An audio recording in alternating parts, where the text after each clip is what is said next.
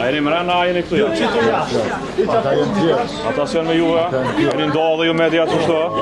A shkojmë që atje, bro, hajde.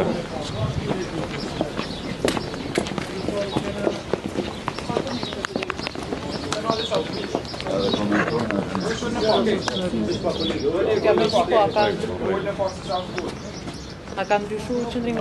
Me para. Tanë më leni themi që në qofë se gjatë këtyre 2 ditëve nuk ka pas marrëveshje politike dhe kjo seancë do t'jetë e kotë. Partia e parë, partia që ka më shumë të numrin e deputetëve në këtë parlament e ka për detyrim demokratik të gjej kompromis me partitë që kanë ofruar gatishmëri për kompromis. Në qofë se nuk ka marrëveshje politike për zgjedhjen e kryeparlamentarit, do t'jetë një seancë si çdo seancë tjetër.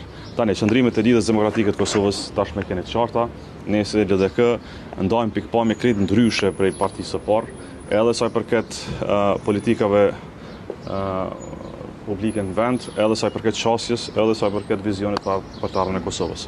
Por ne jemi një parti me 20 deputet. Kam parë e kam dëgjuar dhe parti tjera parlamentare që kanë gatishmëri të takohen e të gjejnë kompromis me partinë e parë, le ta bëjnë një gjë të tillë.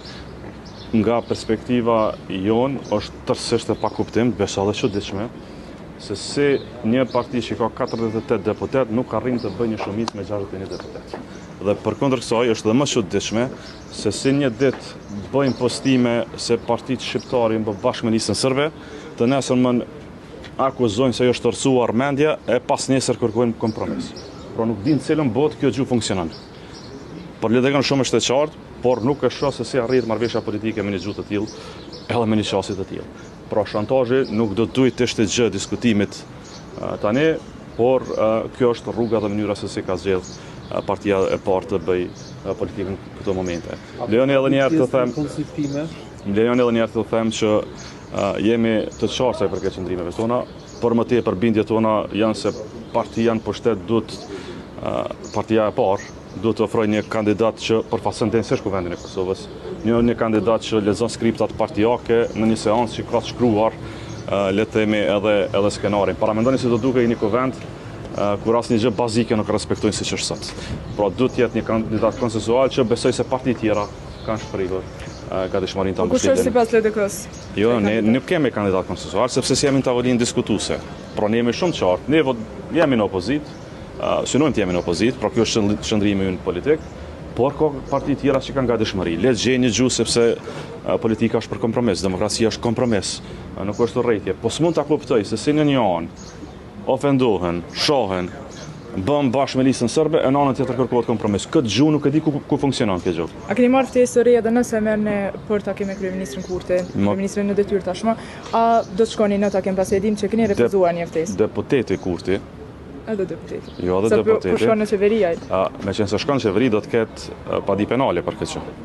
A keni bërë sepse Kmita Bajrami e ka do ta bëjmë sepse një njerëz që jep betimin për deputet është deputet. Edhe nuk mund të jetë deputet edhe ushtrues e tyre e një pozicioni tjetër është ndaluar me kushtetutë, ka që thjesht është kjo çështje. Tani, ne edhe një herë po themi, qëndrimet tona janë bukur të qarta dhe janë të pandryshueshme, por LDK është njëra prej 15-16 partive që ka Parlamenti i Kosovës. Le të gjejnë një gjuhë për bashkët të tjerat dhe ky pozicioni i është i qartë, është në kontribim demokratik të demokracisë Kosovës. Jo patjetër duhet të bëmi bashkë 120 veta për një çështje. Mjafton 61. Unë po të kisha 48 deputet, sot do ta kisha edhe kryetarin e kuvendit, edhe qeverinë. Por se ta bëja duke i shartë tjertë, e duke kërcënuar tjerë, e duke i shantazhuar tjerë. Politika është art i diskutimit, është bindje, është parim, është njerëzore fundja ditës. Ju faleminderit shumë.